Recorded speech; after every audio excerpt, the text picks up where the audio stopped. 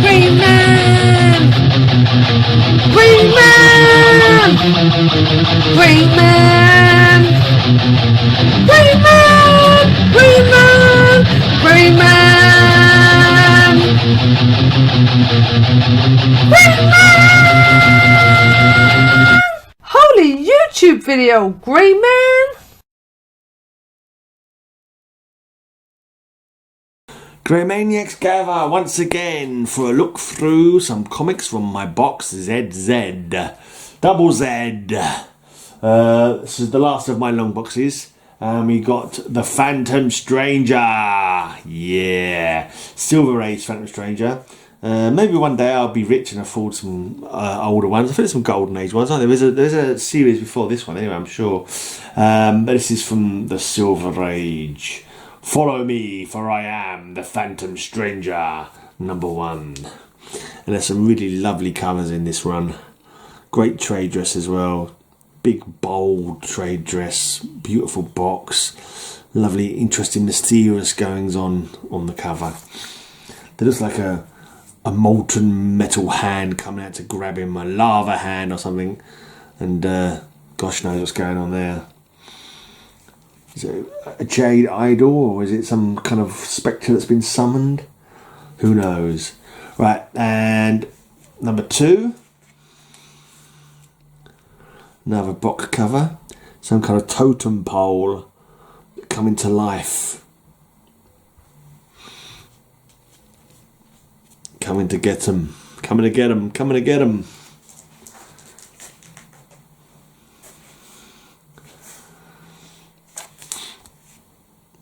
On a merry-go-round, a carousel, something grabbing the boy, but the Phantom Stranger is fast approaching to save the day.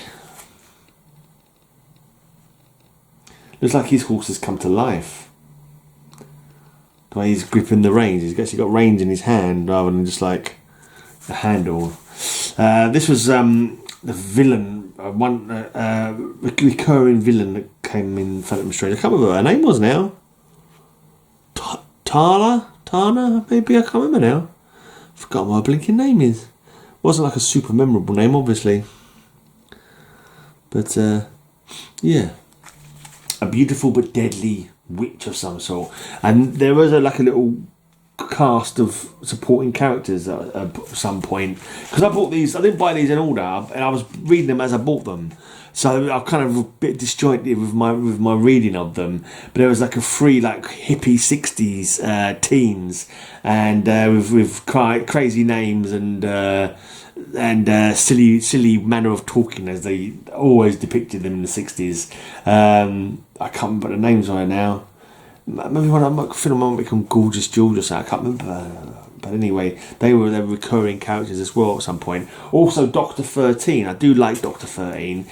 Now, I know you're not aware of Dr. 13. He basically doesn't believe in any supernatural stuff, and he spends his life debunking it. And quite often, most of the stuff that he does find, he's able to find a cause for it being fake. Like he's basically so many people who try and fake these things, or for various reasons, and he's normally able to debunk them and prove them to be fake. But he's always after the Phantom Stranger. They keep just turning up at the same place, completely coincidental kind of thing. And he thinks that Phantom Stranger is a charlatan and a con man, and so he's always trying to sort of debunk his stuff, but not really being able to. I believe that is him here, the Phantom Stranger. The Dr. 13. I'm not too sure what his first appearance was, Dr. 13, but I think there's a backstory of where the 13s have always been debunkers, always been, chasing up falsehoods, psychic falsehoods, and charlatans and fakers, that kind of thing. But I think I'm sure some headless ghost gets involved in the story, and the headless ghost killed his great-great-grandfather or something, but he doesn't believe it's real, obviously, because he's a skeptic. I feel him. I hear where he's coming from. Right. I know there's some Neil Adams covers in this run. I'm not sure who all the other covers are. to be honest. But they're all great covers, though. Awesome. And I love the trade dress. You can't see it so well on this one because the colour is not so. But if you look, he's actually his trade dress is in a speech balloon, so he's beckoning forward and he's saying, "Follow me, for I am the Phantom Stranger." It's just great look. I don't know. I mean, if your tastes aren't the same as mine, fair enough. But I can't sort of imagine people looking at these covers and not being intrigued. You know, look at these covers and think, "Whoa, man, what a sexy bit of comic art that is." Can you survive a journey to the tomb of the ice giants? I mean, it is 60s comic book, so it's a little on the, you know, it's not quite Silver Age Madness. Actually, it's not Silver Age Madness like you got in the comic books, where like such silly storylines went on. It's not scary either. You wouldn't get scared reading it. But I don't know. They're cool comics. They are fun, but don't expect like amazing adult and sensible story plots exactly. But just a bit of fun. I like the way that his shadow is often depicted with like you can see his eyes in his shadows. It's interesting. That's the stranger part of him. This was on. I showed this on Cover Slingers as well. Actually, a little while back. I think it was Shadows. It was a Shadow Week. That's right, and that's why I showed Phantom Stranger. Because this one's just a great gothic beauty. This cover is. He's no longer on his own cover saying, with a word balloon like he was on this one. They've got rid of the word balloons, but it's still great cover, that one.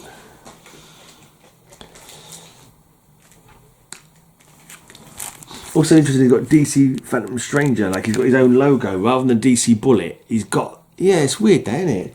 He hasn't got a DC Bullet on this one. Yeah, his early ones he does. Up to number 9, he's got a DC Bullet, like it's the old National Comics Bullet. And after that, he's got this DC Phantom Stranger kind of bat wings, but not like Batman, more like a real bat or a monster bat or something. Well, this is another cool one. You have been chosen for the army of evil. She's been dragged into a vortex. It looks like a Thing's hand. I remember saying that before. Like a ghostly thing, as in Marvel Benjamin Grimm thing. That's a nice, beautiful cover. Number 12. This just happens to be in Mylar. So occasionally I'll buy a comic and they send it to me in Mylar. There's no particular reason this one's in Mylar and the other isn't. I don't buy Mylar myself. Yeah, great. Look at that. It's just superb, beautiful art. This one's in my Mylar as well. I think this. I need to get this sticker off the front of it though, because it's blocking a bit of the picture. But basically, it's a kid in a little soldier outfit pointing his finger, going bang bang, and the guy's keeling over dead. And there you can see on the computer screen Phantom Stranger's image. And the reason this one is in a Mylar because it came with the comic book that I got. Because this is like a bit of an expensive one. It's like people call it the proto Swamp Thing. It's very much looks like Swamp Thing, but before Swamp Thing actually came out. This is Phantom Stranger 14. I think it's like earlier in the same year. And this story is called Spectre of the Stalking Swamp. But yeah, people liken him to Swamp Thing, Man Thing, being like the first appearance kind of thing. Yeah. Sort of like proto Swamp Thing, like like a prototype. Right, the Iron Messiah. So this medicine man, or whatever you'd call him, has raised a zombie robot. Witch doctor, that was the other phrase I was thinking of. Image in wax. And you can see the Phantom Stranger's shadow up here, even hiding up behind his trade dress. If you weren't looking, you might not see the eyes and realise that he's there. He's looking over this, seeing what's going on. Like a ghost from the ashes. There he is on the wall. Some guy's got on the tracks for some reason, running for his life. Right, number 18. They're all at sea. There's some kind of kraken monster, plus there's ghostly visages. And a woman being grabbed by... That might be his sort of girlfriend. She liked him, but I don't think he was interested in that kind of relationship with people. I think he's beyond those kind of faults, old Phantom Stranger. But I think that might be Cassandra Kraft, I believe, was his companion for some part of this series. And there was another villain as well. I think it was called Tanarak. It was another main villain of his. Another Arctic wasteland kind of story. This one's pretty... I think it's quite similar to the last story with the ice giants or whatever it is. I remember getting it and I was thinking that's really similar to the other one. There were certain similarities anyway. There's no the Tomb of the Ice Giants. I was quite surprised in one of the stories. One of the stories, he was like, he sort of kind of admitted defeat, and like he was going to let Dr. 13's wife get taken by these, I think it was ice giants, and he kind of given up on them. For some reason, they ended up letting her go, but he'd kind of given up on her. And I thought that was a bit weird for him. I thought that's a strange story. I didn't quite get that. Once again, someone in peril, and there you see the shadow of the Phantom Stranger over the scene.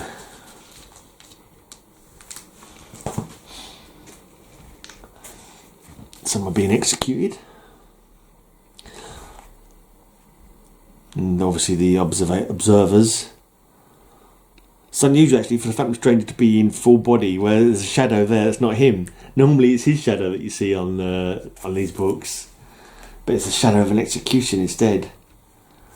It's quite a cool one. I could have used that for the Shadows week on Cover Slingers. That would be quite a good one. Right, right, you can see Jim Aparo. He did a lot of the covers on this. I think this is Jim Aparo one. See the shadow there. You see a blinking date stamp on there as well from some shop or other. And they had backup stories quite often. Sometimes it was Dr. 13. Sometimes there was a backup story of Frankenstein's monster. And so I'm guessing that's more showing the backup story. And yeah, beginning this issue, Frankenstein, and it's the Phantom Stranger. There's a ghost there. It looks very much like the Gentleman Ghost, a Batman and Hawkman villain. But yeah, some kind of Phantom of the Opera. And you see on the stage there the shadow of the Phantom Stranger. And here, I believe again that's Cassandra Kraft. And I think in this one there's a final showdown with Tanarak, I think is the character's name.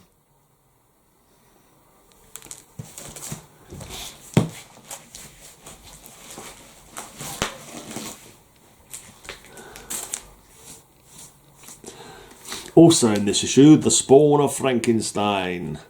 And then we see a woman being tied to a stake and menaced by a snake. Well, she's not tied to a stake, but she's staked down to the ground is what she is actually. She's not tied to a single stake, but she is staked down. But it doesn't rhyme though. Staked down and menaced by a clown? No. Tied to a stake and menaced by a snake. Well, that rhymes. And you can see the shadow of the Phantom there. Right, and again, the Phantom Stranger meets the spawn of Frankenstein. Do they actually have a team up in this one? Says that they do. I can't remember the story particularly. But there we go.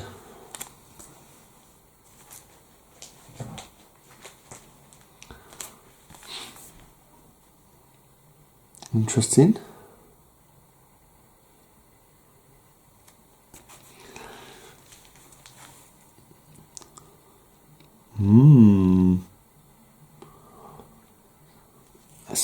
Something wrong with his image there.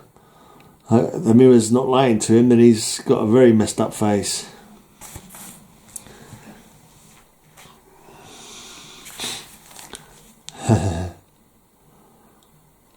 There's a bit of voodoo gone wrong here. The voodoo doll, the effigy, is not supposed to go around killing people. It's meant to be stick the pins in the effigy and it kills people. It looks like this effigy has come alive. and he's after this poor chap.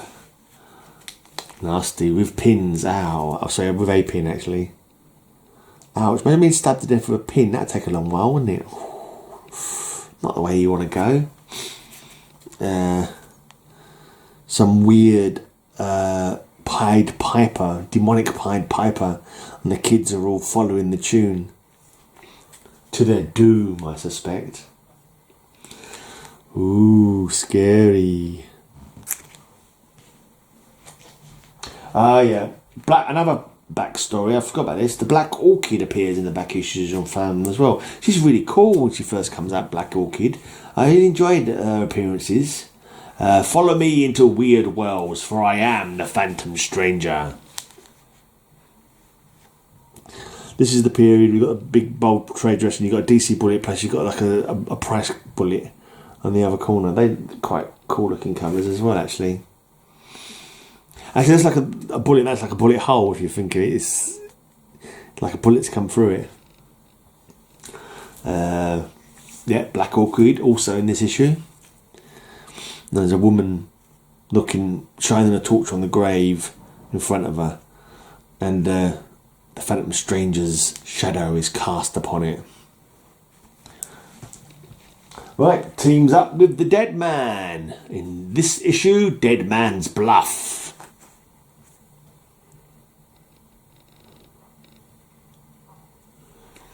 In this issue, Dr. 13, the Ghost Breaker.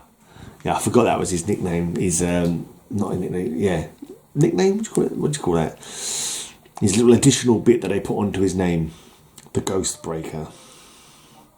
Oh, Dr. 13, Terence 13. His name is. Margaret, stop! You can't leave me now. Quite a cool story. Quite tragic. But, yeah, he was like a villain. His wife somehow got killed or something, and he was trying to get her back. So it was like, there was love in there, but tinged with madness and evil, to be honest. And she was just like, no, I'm dead. I just want to go to my reward. Like, and he's like, no, I blame you, Phantom Stranger. It's all your fault. I'll get my revenge. That kind of thing. Right, another snake cover.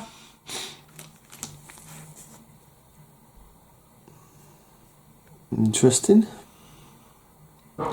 And that is a good blurb. Follow me into weird worlds, for I am the Phantom Stranger. Right, beware the images of the dead. We did choking covers one time. I think I used this one in my choking covers week on Cover Slingers. He's getting properly choked. His neck broken by the looks of it. And yep, the noose. Here is the noose. The noose is not looking good. Oh.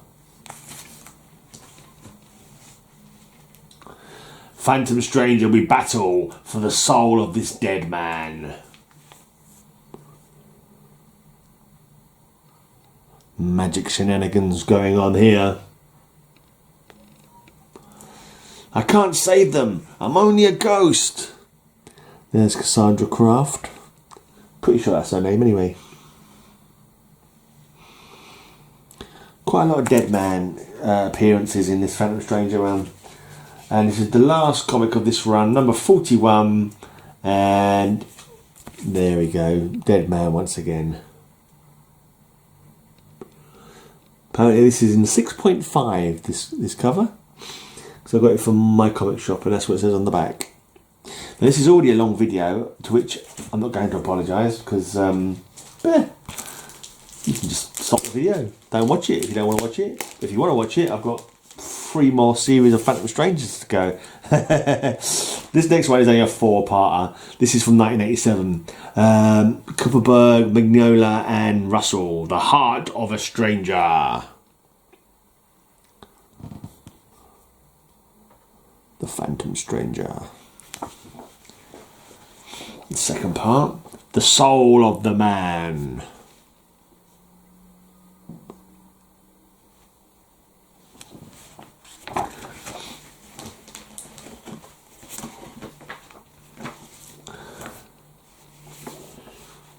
Thunder in the Night.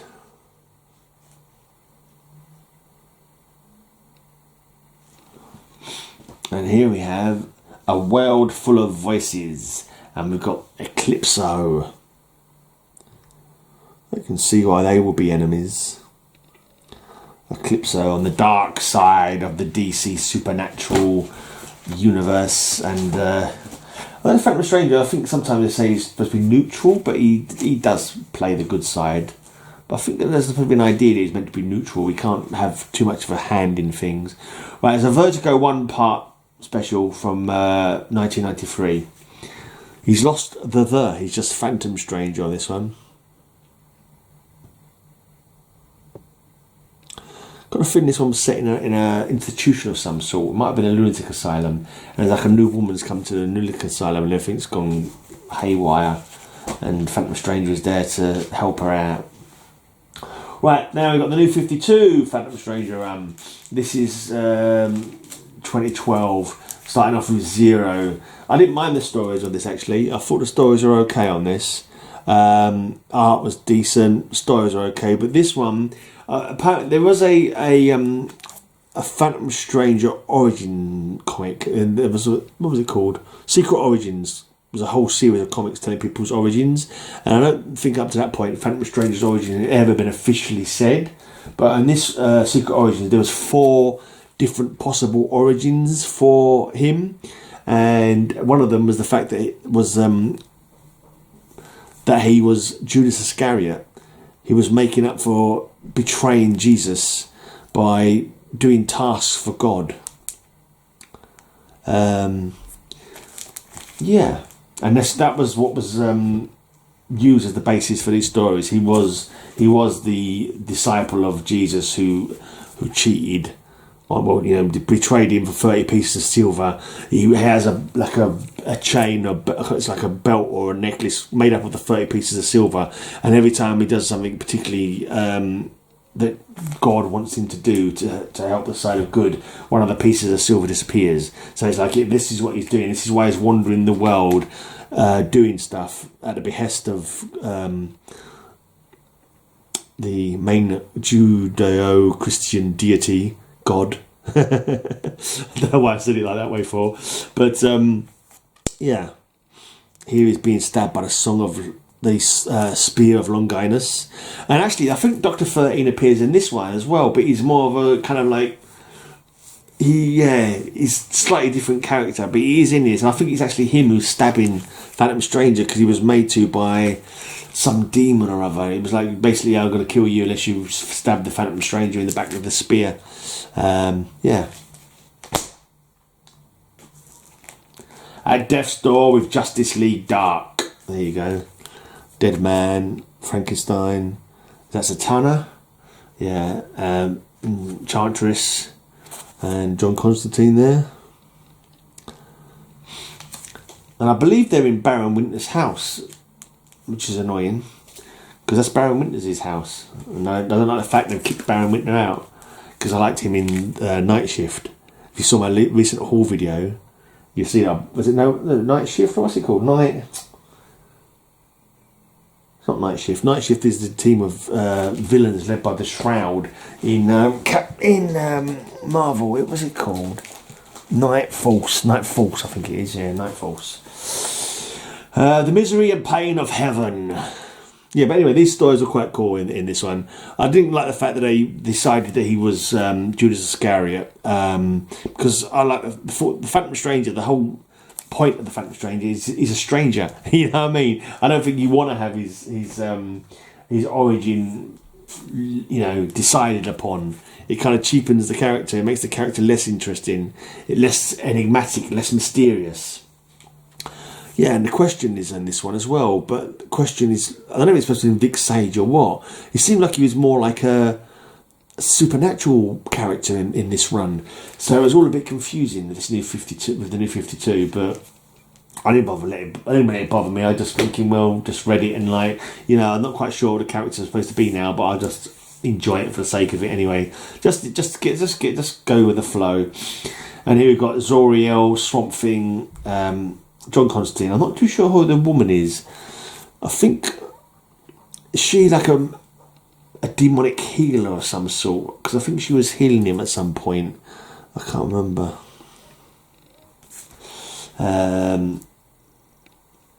Is that Brother Blood? Not sure. See, I've only read these about a year ago as well, and I can't begin to remember the stories now. Bit stuck on the stories. Trinity of Sin.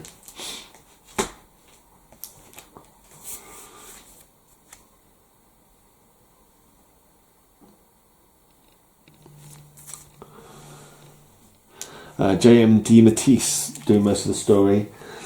He's pretty cool. Most of his stuff that he's done has been pretty good writing, I think. It's not one of those names that I look at and go, oh no, don't tell me he's doing it. It's normally when I look at him and I think, I'm pretty sure I've got a good opinion of what he's done before. Don't ask me to quote what he's done, but I'm sure I remember enjoying what I've read of his. Quite cool covers. Not as good as the 60s ones though. They're alright, but they just don't have that air of mystery, do they? They look kind of, I don't know, freaky rather than mysterious, but, But the whole vibe of the stories are different though. The original one was like one-off stories per issue where some kind of creepiness was going on and he was trying to sort it out. And this one is an ongoing story. He starts off, he's like settled down with a family. Strangely. Basically, I think there was someone who was a murderer and he kills him or sends him to his just reward, whatever you want to call it, and takes over his life kind of thing. And here we go, got a bit of Spectre in this one. So, I can't look out from my screen if it's gone blurry again. That's not blurry, right, so that's better. God actually appears in this run as well, in the form of a small dog. I don't think I dreamt that. I'm pretty sure that's what happens in this cover, in this comic. Now, the thing is with Judas, like being the traitor to Jesus, they needed him to do it. He was destined to betray Jesus, because if he hadn't have betrayed them, then he wouldn't have been sacrificed for everybody's sins. So Judas is the good guy. I've heard that being posited before. Let's say that I haven't posited that myself, because I don't want to get in trouble with all my Christian friends. But yeah, right. That's my Phantom Stranger run of various runs. Cheers for having a watch, and thanks for gathering, Grey Maniacs. Until next time.